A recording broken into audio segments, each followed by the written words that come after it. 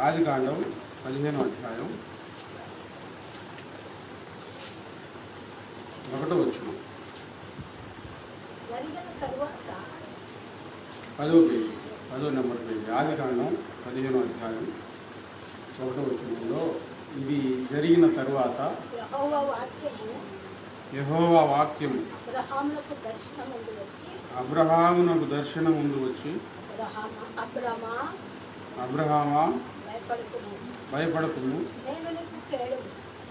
నేను నీకు కేడెము. మొట్టమొదటిసారి బైబిల్ గ్రంథంలో కేడెం అనే మాట దేవుని నోట అబ్రహాముతో చెప్పడం మనం వింటున్నాం. ఇక్కడ కేడెం అంటే ఏంటి? యుద్ధాలలో ఒక చేతిలో కత్తి ఉంటే ఇంకో చేతిలో డాలు ఉంటుంది. ఒక డొప్పలాగా, ఒక ధోనిలాగా ఎదుటి వ్యక్తుల ఆ కత్తి దెబ్బ, ఈటి దెబ్బలను తప్పించుకోవడానికి ఒక కవచం లాంటి కేడెం. పెద్ద చిన్న పడవలాగుంది. ఒక కత్తితో యుద్ధం చేస్తాడు. ఒక చేతితో ఎదురు ఆ కత్తి దెబ్బలు తప్పించుకుంటూ ఉంటారన్నమాట, వారి మీద పడకుండా. ఇప్పుడు ఇక్కడ దేవుడు అంటున్నాడు అబ్రహాంతో, అబ్రహామా భయపడకుము, నేను నీకు కేడెం. ఇప్పుడు దేవుడు అబ్రహాముకు ఎలా ఉంటానన్నా అంటే ఒక కేడెం వల్లే ఉంటానన్నాడు. ఈ కత్తులు, ఈటెలు ఆ మనిషిని గాయపరచాలంటే ఈ కేడెం దాటి రావాలి. అది దాటి వస్తే కానీ ఇతన్ని గాయం అవ్వదు. యుద్ధంలో ఇవి బాగా ఉపయోగిస్తారు. సొలొమోను బంగారంతో 300 డాళ్ళు కేడాలు ఆయన చేయించుకున్నాడు. అబ్రహాముతో దేవుడు ఎందుకు ఈ వాగ్దానం చేశాడు? నేను నీకు కేడెంలాగా ఉంటానని. దానికి ముందు ఒక సంఘటన జరిగింది. 14వ అధ్యాయంలో ఒక చిన్న యుద్ధం ఒకటి జరిగింది. ఆ రాజులందరినీ ఓడించి తిరిగి ఇంటికి వచ్చిన తర్వాత అబ్రహాం భయపడతా ఉన్నాడు. రెండవది, అబ్రహాం దేవుడు పిలిచిన తర్వాత దేశం కాని దేశంలోనికి వచ్చి ఉన్నాడు. పరాయి దేశంలో, సొంత దేశంలో లేడు, పరాయి దేశంలో ఉన్నాడు.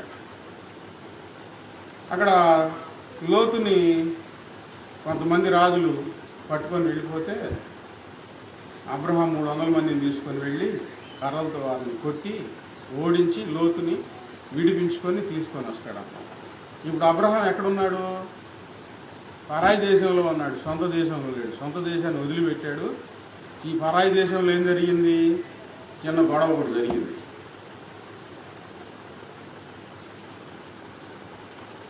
నిజంగా అటువంటి సందర్భాల్లో భయం వచ్చింది.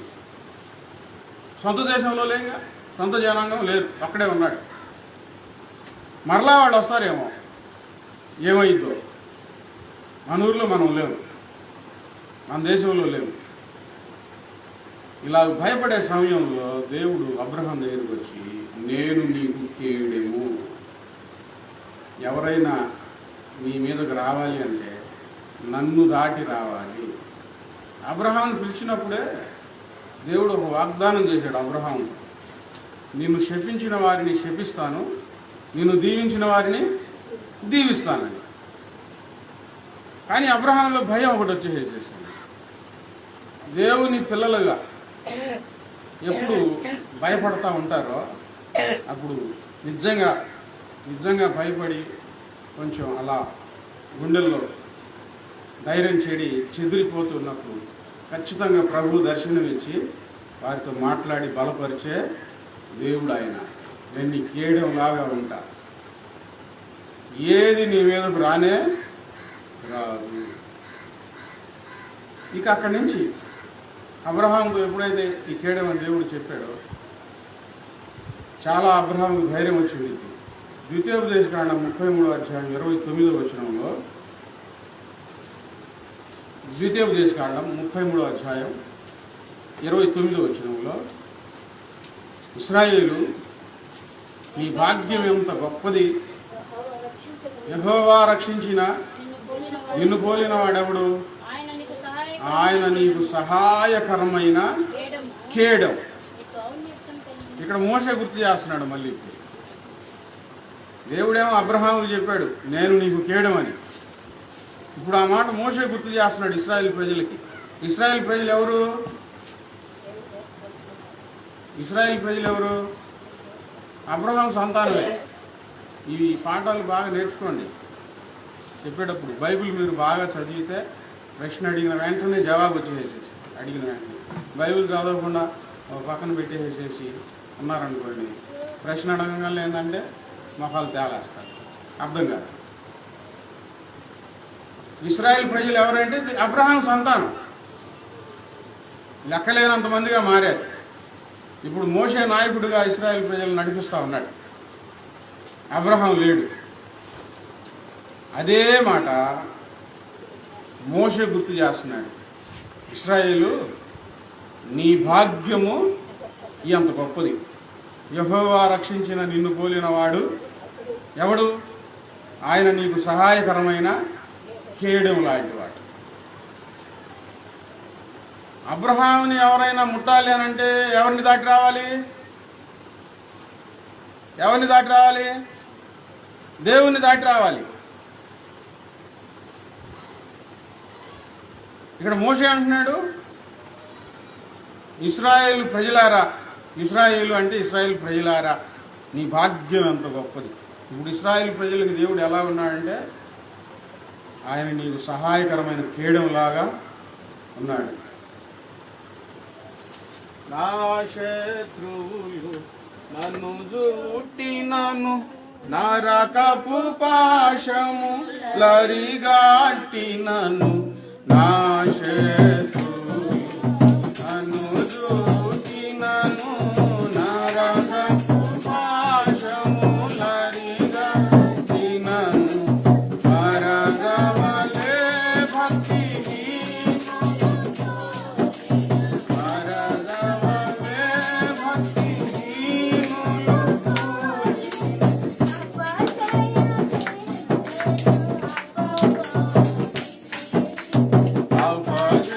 అపజయమించెను, అపవాదిని యెహోవా నా బలమా, యథార్థమైనది నీ మార్గం, పరిపూర్ణమైనది నీ మార్గం. ఇప్పుడు ఇశ్రాయేల్ ప్రజలను తాకాలంటే ఎవరిని దాటి రావాలి? దేవుని దాటి రావాలి. మోషే ఆ మాట గుర్తు చేస్తున్నాడు. దేవుడు నేరుగా అబ్రహాంతో చెప్పాడు, ఇక్కడ మోషే ద్వారా చెప్తా ఉన్నాడు అనమాట. ఆయన నీకు సహాయకరమైన కేడము, కత్తి, ఈట, వడిసెల రాళ్ళు, బాణాలు, ఈ కేడం దాటితేనే గాయం అయ్యేది. ఇప్పుడు దేవుడు మనకు అండగా ఉన్నాడు అనుకోండి, ఆ దేవుని దాటితేనే కదా ఏదైనా మనకు గాయం కలిగేది, బాధ కలిగేది.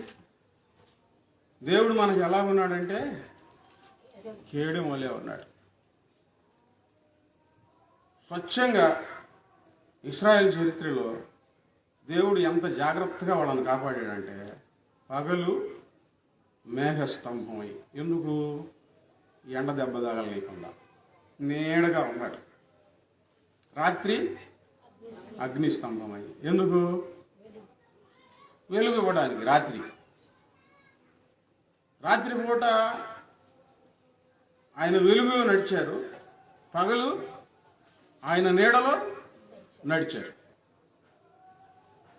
ఇంకా మోషే ఏం గుర్తు చేస్తున్నాడంటే ఆయన మీకు కేడము. కీర్తనల గ్రంథం 3వ అధ్యాయం 3వ వచనం, యెహోవా నీవే నాకు కేడముగాను నీవే నాకు అతిశయాస్పదముగాను నా తల ఎత్తువాడు ఎత్తువాడవుగాను ఉన్నావు. ఇక్కడ దావీదు అనుకుంటున్నాడు, ఈ కేడం అనే మాట చక్కగా అబ్రహాం కాలం నుండి వాడుకలోనికి వస్తా ఉందన్నమాట. దావీదు స్వయంగా అనుకుంటున్నాడు, యెహోవా నీవే నాకు కేడంలాగా ఉన్నావు.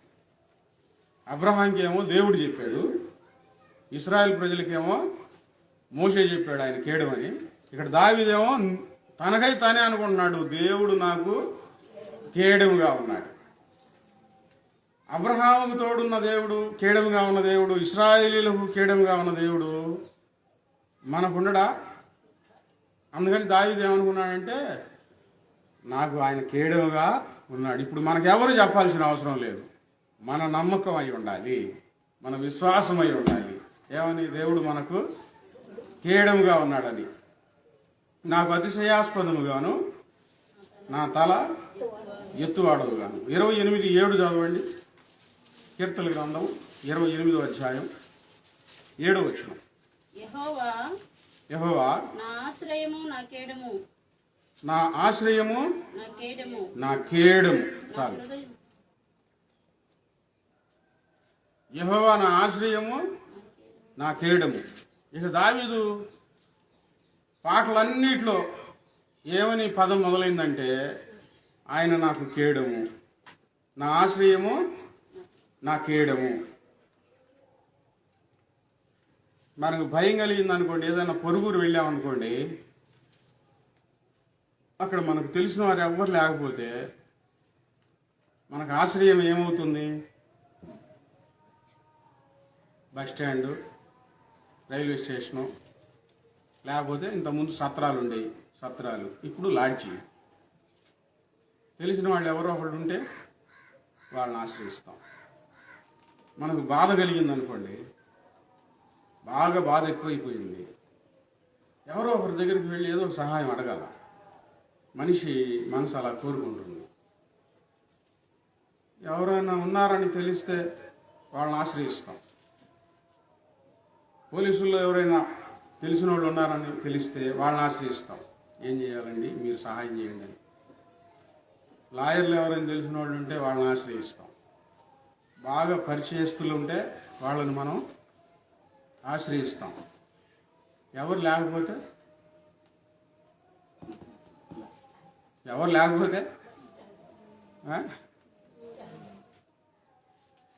ఎవరు లేరు, రారు, అప్పుడు దిక్కులేని వాళ్ళకి దేవుడే దిక్కులే, అప్పుడు వచ్చింది అన్నమాట. దావీదు ఏమనుకున్నాడంటే, యెహోవాయే నాకు ఆశ్రయము నా కేడము. ఇక్కడ వినండి. ఇప్పుడు ఒక అబ్బాయి వీధిలో నడుస్తూ ఉంటే కుక్కలు అమ్మడబడ్డాయి అనుకోండి, ఆ అబ్బాయి అక్కడ ఎవరైనా దగ్గరలో ఎవరైనా ఇల్లు ఉంటే, లేకపోతే ఏదైనా మనుషులు కనబడితే ఎక్కడికి పరిగెత్తారు? ఆ మనుషుల దగ్గర పరిగెత్తారు, వాళ్ళని ఆశ్రయిస్తారు భయం వేసి. ఇంకా కుక్కలు ఎమ్మడబడుతున్నాయి. ఇప్పుడు ఆ మనిషి కూడా భయపడితే భయం వేసి ఆ మనిషి దగ్గర పరిగెత్తాడు. ఎదురు ఒక ఆయన పెద్ద ఆయన కనబడి, సరే తండ్రి అనుకున్నాం, వాళ్ళ నాన్నే అనుకున్నాం. ఈ కుక్కలు ఎమ్మడబడుతున్నాయి అని చెప్పి భయం వేసి పరిగెత్తాడు. ఇప్పుడు ఇంకా ఎగబడుతున్నాయి. ఇప్పుడు ఆయనకు కూడా భయం వేసింది. ఇప్పుడు ఇద్దరు ఎక్కడికి పరిగెత్తాలి? యెహోవా నాకు ఆశ్రయము నాకు కేడముగా ఉన్నాడంటే, మనం మనుషులను ఆశ్రయించినప్పుడు పూర్తి సహాయం వారి యొద్ద నుంచి మనకు కలగకపోవచ్చు. మనుషులను ఆశ్రయించినప్పుడు మనకు నిండు పూర్తి సహాయం వారి యొద్ద నుండి మనకు కలగకపోవచ్చు. కానీ దేవుడిని ఆశ్రయించామనుకోండి, సింహపు బోన్లైనా, అగ్నిగుండమైనా, 1000 మంది అయినా 10,000 మంది దండెత్తి వచ్చిన ఆయన మనకు ఎలా ఉంటాడు? చెప్పండి, ఎలా ఉంటాడు? కేడముగా. ఇక ఆయన దాటి రావాలంటే కష్టం. సింహాలు ఆయన చూసి నోళ్ళు మూస్తాయి. బాణాలు ఆయన దాటి రాలేవు, ఖడ్గాలు కత్తులు ఆయన దాటి రాలేవు. అందుకని దావీదు అంటున్నాడు, యెహోవా నా ఆశ్రయము నా కేడము. ఇక్కడ వినండి, అబ్రహాంతోనేమో నేరుగా దేవుడే పలికాడు, ఇశ్రాయేల్ ప్రజలకేమో మోషే గుర్తు చేశాడు ఆయన నీకు సహాయకరమైన కేడు అని. ఇక్కడ దావీదు తనకైతను. ఇట్టి నమ్మకం మనకు కావాలి, ఇలాంటి విశ్వాసం మనకు కావాలి. ఏంటి? దేవుడు నాకు ఆశ్రయము, దేవుడు నాకు కేడుమై ఉన్నాడు. ఎవరైనా వచ్చి చెప్పి బలపరిచే వరకు అవసరం లేదు. ఎందుకంటే అబ్రహాం కేడంగా ఉంటానన్నాడు, అబ్రహాంను కాపాడాడు, ఇశ్రాయేలీయులను కాపాడాడు, దావీదును కాపాడాడు, సమూయేలును కాపాడాడు, దానియేలును కాపాడాడు, షద్రక్ మెషక్ అబేద్నెగోలను ఆయన కాపాడాడు. ఇవన్నీ చదివి ఇప్పుడు మన విశ్వాసం ఏమై ఉండాలి? ఆయన నాకు కేడమై ఉన్నాడు, ఆయన నా ఆశ్రయము నా కేడం. 33:21 చదవండి, కీర్తనల గ్రంథం 33వ అధ్యాయం 21. మన ప్రాణము యెహోవా కొరకు కనిపెట్టుకొనుచున్నది, ఆయనే మనకు సహాయమును మనకు కేడమునై ఉన్నాడు. ఆయనే మనకు సహాయము మనకు కేడమునై. ఇక్కడ వినండి, ఇప్పుడు మళ్ళీ కొంచెం మారింది. ఏంది మీరు చెప్పండి, ఏం గమనించారు దాంట్లో? అబ్రహాంతో దేవుడే నేరుగా మాట్లాడాడు, మోషేకేమో ఇశ్రాయేల్ ప్రజలకేమో మోషే చెప్పాడు, దావీదేమో తనకై తనే విశ్వాసం ఉంచాడు, ఆయన నా కీడంగా ఉంటాడని. ఇప్పుడు చదువుకున్న వాక్యంలో మన ప్రాణం యెహోవా కొరకు కనిపెట్టుచున్నది, ఆయనే మనకు సహాయమును మనకు. ఇక్కడేం మారింది, మీరేం గమనించారు చెప్పండి? ఎవరైనా అర్థం కాలేదా? సింపుల్ అక్కడే ఉందండి, మనం చదివిన దాంట్లోనే ఉంది. మనకు అంటే ఇంకా కొంతమందిని బలహీనులు కూడా కలుపుకొని నమ్మకం లేని వాళ్ళకి ఏం చెప్తున్నాడంటే, మనకు ఆయన కేడము. దేవుడు చూసి దావీదును చూసి అనుకోని ఉంటాడు, నేను అబ్రహాముకు చెప్పా కానీ నేను కేడమని ఈయనకి చెప్పలేదే. అయినా ఎంత నమ్మకం! ఆయన కాకుండా ఇంకా నలుగురు చెబుతూ ఉన్నాడు ఏమని, మనకు ఆయన కేడమని. అలాంటి విశ్వాసం ఉండాలండి. దేవుడు మనల్ని రక్షిస్తాడు, కాపాడుతాడు. ఎలాంటి పరిస్థితుల్లోనైనా మనల్ని దేవుడు కాపాడగలుగుతాడు, ఆదుకుంటాడు, మొర వింటాడు, సహాయం చేస్తాడు. మనము ధైర్యంగా ఉండాలి, ఇతరులను ధైర్యపరిచే అంత విశ్వాసం మనం సంపాదించుకోవాలి. ఇతరులకు ఎప్పుడు చెప్పగలుగుతాం? మనం ధైర్యం పొంది గిన్నె నిండి వంగి పొర్లితే అప్పుడు ఇతరులకు చెప్పగలుగుతాం. మనమే భయపడతా ఉన్నాం అనుకోండి, నా పరిస్థితే బాగాలేదు, నాకే భయంగా ఉంది, నేను నీకేడు చెప్పగలుగుతాను, నాకే భయంగా ఉంది, ఇంకోళ్ళు చెప్పగలుగుతావా? దావీదు అంటున్నాడు, మనకు మన ప్రాణం యెహోవా కొరకు కనిపెట్టుచున్నది, ఆయనే మనకు సహాయము మనకు కేడం. దేవుడు అబ్రహాముకు చెప్పిన మాట దావీదు ధ్యానంలో ఉంది మనసులో. మోషే ఇశ్రాయేలీయులకు చెప్పిన మాట దావీదు మనసులో ఉంది. మనం ధైర్యంగా ఉండాలి, ఇతరులను ధైర్యపరచాలి. కీర్తనల గ్రంథం 18వ అధ్యాయం 30వ వచనం. కీర్తనల గ్రంథం 18వ అధ్యాయం 30వ వచనం. దేవుడు యథార్థవంతుడు, యెహోవా వాక్కు నిర్మలము, తన శరణు చొచ్చు వారికి అందరికీ ఆయన కేడము. ఇప్పుడు ఈ వాక్యం వింటా ఉంటే మీలో అనిపిస్తుంది, నాకు కూడా దేవుడు కేడంగా ఉంటే బాగుండు అని. మీరు విశ్వాసం ఉంచితే దేవుడు మీకు కేడంగా ఉంటాడు.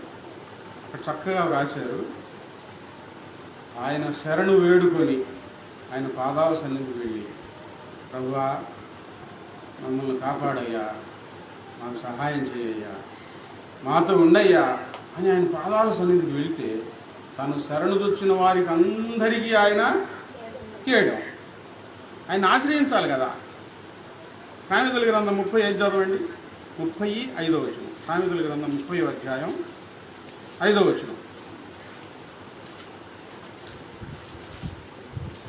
సామెతల గ్రంథం దేవుని మాటలన్నీ 35 తీసారా? 553వ పేజీ.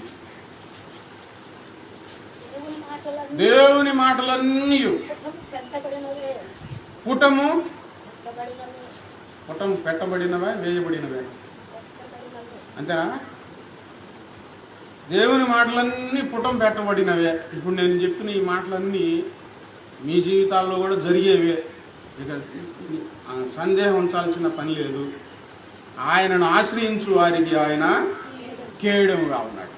ఆయన శరణుదొచ్చిన వారికి అందరికీ ఆయన కేయడంగా ఉన్నాడు. ఆయన దగ్గరికి రాకపోతే ఆయన ఎలాగ మారగలుగుతాడు? అబ్రహాం దేవుని మాట విని దేశాన్ని, బంధువుల్ని, ఊరిని విడిచిపెట్టి పరాయి దేశంలోకి వచ్చి దేవుని కొరకు కనిపెట్టుకున్నాడు.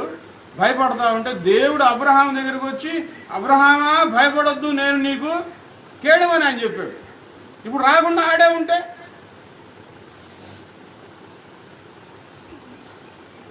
ఎంతకాలమైనా రాకుండా అక్కడే ఉంటే దేవుడు ఎలా నీకు కేయడంగా ఉండగలుగుతాడు? ఎవరు ఆయన శరణు దొచ్చుతారో, ఎవరు ఆయనను ఆశ్రయిస్తారో వారికి దేవుడు ఎలా ఉంటాడు? కేయడముగా ఉంటాడు. ఆ కేయడం దాటి రావాలి. ఎంత పదునైన కత్తి అయినా సరే, ఈట, బాణం, ఒడిసెల రాళ్ళు, కత్తి కంటే బలంగా తయారు చేస్తారు ఈ కేడాన్ని. అడ్డం పెట్టుకుంటారు. ఈ కేడం అడ్డం పెట్టుకుంటారు, ఏమైనా ప్రమాదం వస్తుంది తెలిస్తే. అవి దాటి రావాలి. ఇప్పుడు దేవుని శరణుదొచ్చిన వారికి అందరికీ ఆయన కేయడముగా ఉంటాడు. ఆయన శరణుదొచ్చి దావీదు వలె విశ్వాసం ఉంచి, ప్రభువా నీవు నాకు కేయడముగా, నా తలెత్తువాడుగా ఉన్నావని నమ్మితే సరే అలాగే ఉంటానంటాడు ఆయన. రాకపోతే సామెతల గ్రంథం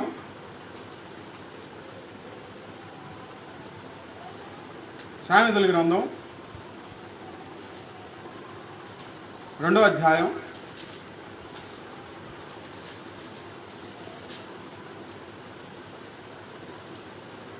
7వ వచనం. ఆయన యథార్థవంతులను వర్ధిల్లజేయును, యుక్త మార్గం తప్పక నడుచుకుని వారికి ఆయన కేయడముగా ఉన్నాడు. ఆయన శరణుదొచ్చితే ఆయన కేయడంగా ఉంటాడు, కాపాడుతాడు. ఏది ఎట్లాగైనా ఎక్కడి నుంచి అయినా కాపాడతాడు. ఆకాశంలో కాపాడతాడు, సముద్రంలో కాపాడతాడు, చీకట్లో కాపాడతాడు, గాఢాంధకారంలో ఆయన కాపాడతాడు. కేయడంగా ఉంటాడు. దేనిని నీ మీదకి రానివ్వడు. ఆయన యథార్థవంతులను వర్ధిల్లజేయును, యుక్త మార్గము తప్పక నడుచుకుని వారికి ఆయన కేయడముగా ఉన్నాడు. ఇప్పుడు దేవుని శరణుదొచ్చి దేవుని ఆశ్రయించి యథార్థంగా నడుచుకోవాలి, యుక్త మార్గంలో నడుచుకోవాలి. అప్పుడు ఆయన కేయడంగా ఉంటాడు. దొంగదారుల్లో నడిస్తే, అబద్ధాలలో నడుస్తూ ఉంటే కేయడంగా ఉంటాడా? కాపాడతాడా? తప్పులు చేస్తే తెలియక తప్పులు చేసిన వానికి కొద్ది దెబ్బలు ఎదుగులను, ఎక్కువ తప్పులు చేసిన వారికి ఎక్కువ దెబ్బలకు అప్పచెప్తాడు. కేయడంగా ఉండడు. దొంగదారుల్లో నడిస్తే, యథార్థంగా నడవకుండా దేవుని సన్నిధానంలో యథార్థతను విడిచిపెడితే ఆయన కేయడముగా ఉండలేడు. ప్రభువా నీ సన్నిధిలోనే ఉన్నానుగా, మరి దావీదుకు కేయడంగా ఉన్నావు, మోషేకి కేయడంగా ఉన్నావు, ఇశ్రాయేలుకి కేయడంగా ఉన్నావు, అబ్రహాముకి కేయడంగా ఉన్నావు, నాకు కూడా కేయడంగానే ఉంది ప్రభువా అని చెప్పి నువ్వు మోస పనులు, దొంగ పనులు, అబద్ధాలలో నడుస్తూ ఉన్నారనుకోండి, వాళ్ళని దేవుడు కాపాడతాడా? కాపాడతాడా? కాపాడు. మనం దేవుని సన్నిధానంలో యథార్థంగా నడుచుకుంటే, యుక్త మార్గమున తప్పక నడుచుకుని వారికి ఆయన కేడముగా ఉంటాడు. ఇప్పుడు యథార్థమైన దారిలో మనం నడుస్తున్నప్పుడు నిందలు వస్తాయి. ఇప్పుడు యథార్థంగా నడుస్తున్నప్పుడు హింసలు వస్తాయి, శత్రువుల దాడులు జరుగుతాయి. ఎప్పుడు యథార్థంగా నడుస్తున్నప్పుడు అప్పుడు దేవుడు మనకు అండగా మన కుడి పక్కన, ఎడం పక్కన, మన ముందు, మన వెనక ఆవరించి ఉంటాడు. దేనికి? వీటన్నిటి నుంచి దేవుడు తప్పించడానికి. దేవుని స్తోత్రం. దేవుని ఇప్పుడు మనం దేవుని నమ్ముకుంది అనవసరమైన కార్యకలాపాలలో పాలిభాగం అవ్వటం కోసం కాదు, మన ఇష్టానుసారంగా నడవడం కోసం కాదు. యథార్థ మార్గంలో నడవడానికి, పరిశుద్ధంగా మారడానికి, అపవిత్రంగా నడవడానికి కాదు. అపవిత్రంగా నడుస్తూ పరిశుద్ధంగా జీవించకుండా ఒకటి ఇబ్బందులు వచ్చినాయి అనుకోండి, అప్పుడు ఎవరి మీద చేస్తారంటే, దేవుడా ఏంది మమ్మల్ని ఇట్లా చేశావు, నాది పొరపాటు అయింది, నాకు తప్పైంది, అందుకు ఇలా జరిగింది అని అనుకోరు. మళ్ళీ ఇట్లాంటి వాళ్ళ వల్ల ఏం జరుగుతుందంటే, వీళ్ళు ప్రార్థనకి వెళ్తున్నారు, చూడండి వీళ్ళ జీవితాలు అని అనుకుంటూ ఉంటారు. మనం దేవుని సన్నిధిలో యథార్థంగా నడవాలి. అప్పుడు ఆయన మనకు ఎలాగుంటాడు? తేడంగా ఉంటాడు. ఏగ కూడా వాళ్ళనివ్వడు, వెంట్రుక కూడా కాలనివ్వడు, వెంట్రుక కాలిన వాసన కూడా రానివ్వడు. అద్భుతాలు జరిగిస్తూ ఉంటాడు. కీర్తనల గ్రంథం 5వ అధ్యాయం 12వ వచనం. కీర్తనల గ్రంథం 5వ అధ్యాయం 12వ వచనం. యెహోవా నీతిమంతులను ఆశీర్వదించువాడు నీవే, కేడముతో కప్పినట్లు నీవు వారిని దయతో కప్పెదవు. యెహోవా నీతిమంతులను ఆశీర్వదించువాడవు నీవే, కేడముతో కప్పినట్లు నీవు వారిని దయతో కప్పెదవు. కావున నీ నామమును ప్రేమించేవారు నిన్ను గూర్చి ఉల్లసించు. ఇప్పుడు మనకు ఎప్పుడు సంతోషం కలుగుతుందంటే, దేవుడు మనకు విజయం ఇచ్చినప్పుడు, దేవుడు మనల్ని ఆశీర్వదించినప్పుడు, దేవుడు మనల్ని శత్రువుల చేతుల్లో నుంచి కాపాడినప్పుడు, రోగాల బారి నుంచి, తెగుళ్ళ నుంచి కాపాడినప్పుడు. ఇవన్నీ ఎప్పుడు జరుగుతాయి? ఆయనను ఆశ్రయించి యథార్థంగా నడుచుకున్నప్పుడు, నీతి మార్గంలో నడుస్తున్నప్పుడు. నీతిమంతులను ఆశీర్వదించు వాడవు నీవే. ఇప్పుడు నీతి లేదనుకోండి, దేవుడు ఆశీర్వదించడు. యథార్థత లేదనుకోండి, దేవుడు వర్ధిల్ల చేయడు. ఆయన మీకు కేడముగా, మనకు కేడముగా ఉండలేడు. కేడముతో కప్పినట్లు నీవు వారిని దయతో కప్పెదవు. ఇంతవరకు ఇప్పుడు మనం కేడము అని మాట్లాడుకుంటా వచ్చాం కదా. ఈ కేడము కంటే బలమైనది దేవుని దయ. హల్లెలూయా. కేడము కంటే బలమైంది. ఒక్కోసారి ఈ కేడం బలమైన ఈటెల దెబ్బలకి సొట్టబడవచ్చు, పగిలిపోవచ్చు. కానీ దేవుని దయను మాత్రం ఎవ్వరూ పగలగొట్టలేరు. దేవుని దయను ఎవ్వరూ చీల్చలేరు. ఆనాటి కాలంలో బలమైన తలుపులుండి, ఆ తలుపులు ఎవరైనా శత్రువులు వస్తున్నారంటే ఆ తలుపులు మూసేసి అడ్డగడియలు పెట్టేసేసేవాళ్ళు. ఇప్పుడు ఆ తలుపులు పగలగొట్టాలంటే ఏనుగులను ఉపయోగించేవాళ్ళు, పెద్ద పెద్ద దొంగలు, పెద్ద పెద్ద మొద్దులు ఉపయోగించి ఆ తలుపులు పగలగొట్టేవాళ్ళు. అంతలా తలుపులు కూడా ఏనుగుల దెబ్బకు ఒకసారి పగిలిపోతాయి. కానీ దేవుని దయ ఉందనుకోండి, ఏనుగులు కాదు కదా, ఎంత పెద్ద బలమైనవి ఉన్నాయి ఈ ప్రపంచంలో, ఆ దయను మాత్రం చీల్చలేవు. ఈరోజు నిజంగా నీ హృదయం దేవుణ్ణి ఆశ్రయించి నిజంగా ఆయన మీద నమ్మకం ఉంచి యథార్థంగా నడుచుకుంటూ ఉంటే మన చుట్టూ మన మీద ఏముంటుందో తెలుసా? దేవుని దయ. ఎక్కడికి వెళ్తూ ఉన్నా దేవుని దయ ఉంటుంది.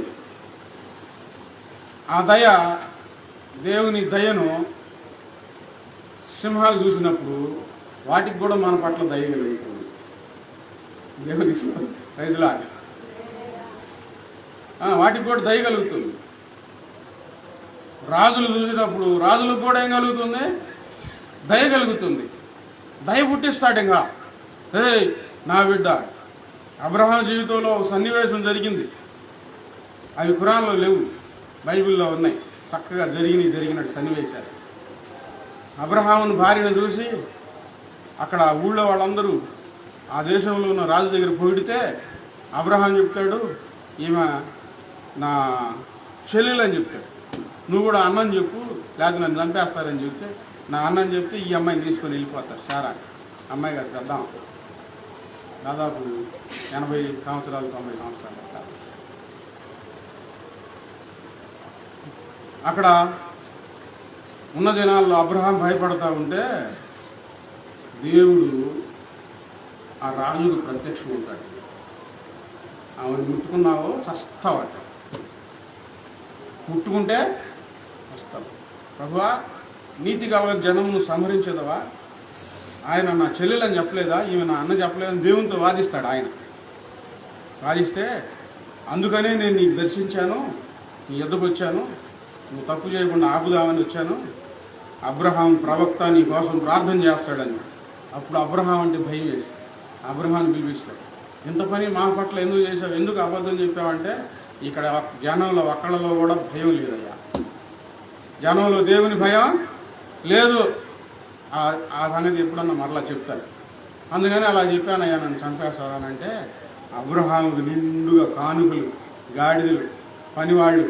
అక్కడ వచ్చిందే హాగరు కూడా ఆ ఇంట్లో నుంచి వచ్చింది శారా దగ్గరికి.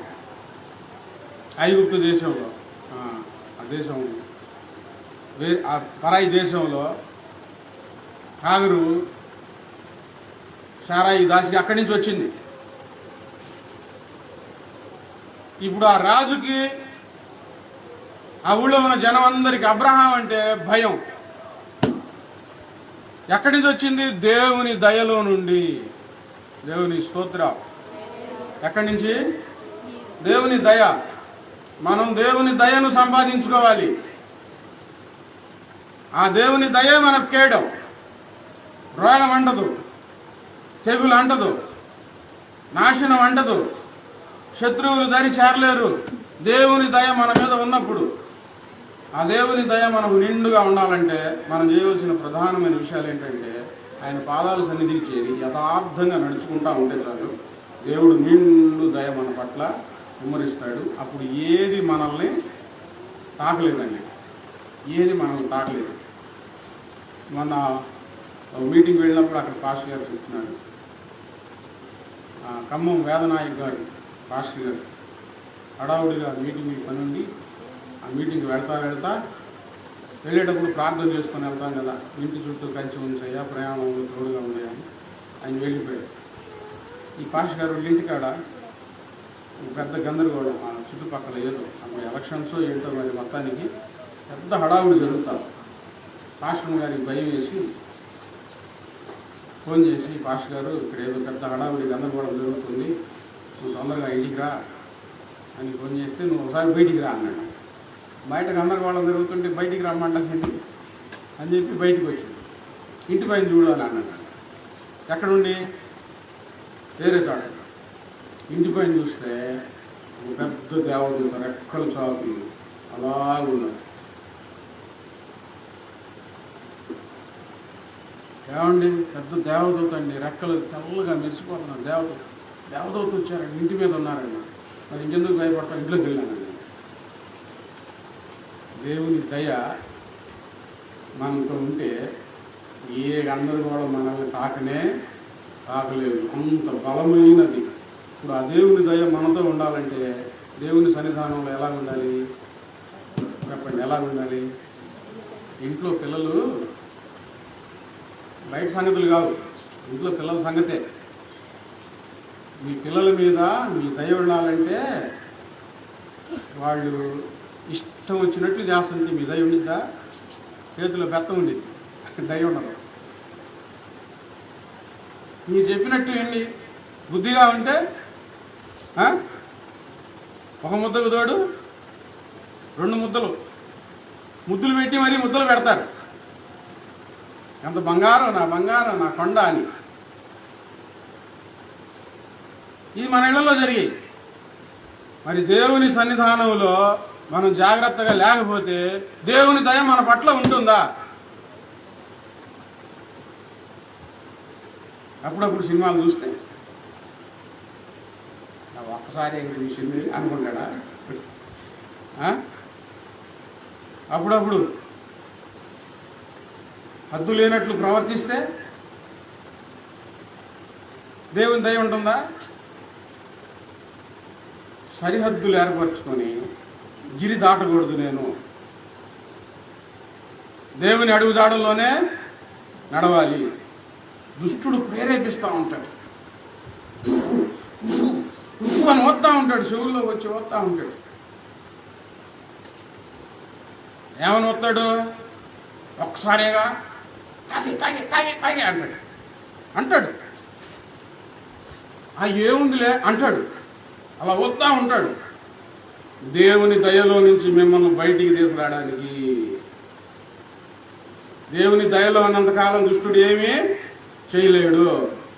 ఊజాడనుకోండి, చిన్నగా ఏందో వినబడుతుంది, ఎవరో పిలుస్తున్నారు అని బయటకు వచ్చారే అనుకో, ఈ నక్కలు పట్టేవాళ్ళు, బుడ్డ కోళ్ళు పట్టేవాళ్ళు, కోళ్ళు పట్టేవాళ్ళు దాని అరుపులే తీసుకెళ్ళి పెడతారు అక్కడ. అట్లాంటి కోడి ఒకటి తయారు చేసి దాని తోలు దూడి అది అరుస్తూ ఉంది. ఈ కోడి అరవదు, మిషన్ ఒకటి పెడతారు. ఇదేం చేసిద్ది? ఎవరో కొత్త వాళ్ళు వచ్చారు ఇక్కడికి చూద్దామని చెప్పి బయటకు వచ్చింది. చక్కగా దీని దగ్గరికి వచ్చింది, వాళ్ళలో పడిపోయింది. ఎక్కడ ఇక వాళ్ళలో పడిన తర్వాత దాని పరిస్థితి ఏంటి? ఎంత కొట్టుకున్నా కోసి ముక్కలు చేసేసి ఉప్పు కారం వేసి మసాలా చేసి ఖైమా చేసేసి చేస్తాయి. దేవుని పిల్లలారా, దేవుని దయలో ఉన్నంతకాలం ఆయన మనకు కేడంగా ఉంటాడు. ఆ దయలో నుంచి బయటికి వెళ్ళామే అనుకోండి, ఏమవుతుంది? ఉన్నదంతా ఒక్కసారి పోయింది. ఆ సందర్భం చెప్తాను. వాక్యం అయిపోయింది. చక్కగా మహిమలో ఉన్నారు. అవ్వాదన మహిమలో ఉన్నారు.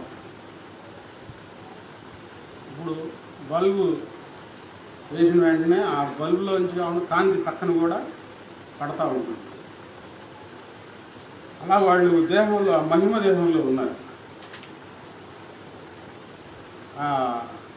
అదే ఇక మహిమను ఎవరు ఏమి చేయలేరు. అది దేవుని మహిమ. ఎవ్వరు ఏమీ చేయలేరు.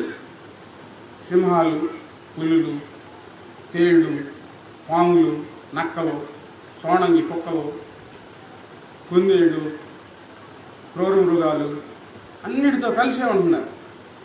ఏది వాళ్ళకి హాని చేయలేవు. ఎందుకంటే దేవుని మహిమ వారి చుట్టూ ఉంది. దేవుడు చెప్పాడు ఆ పండు తినొద్దని. ఒకరోజు అవ్వ ఒక్కటే వెళ్ళింది, ఆదాముని తోడు తీసుకెళ్ళాల. బాగా గుర్తుపెట్టుకోండి, ఒక్కటే. అప్పుడు అపవాదికి అవకాశం దొరికింది.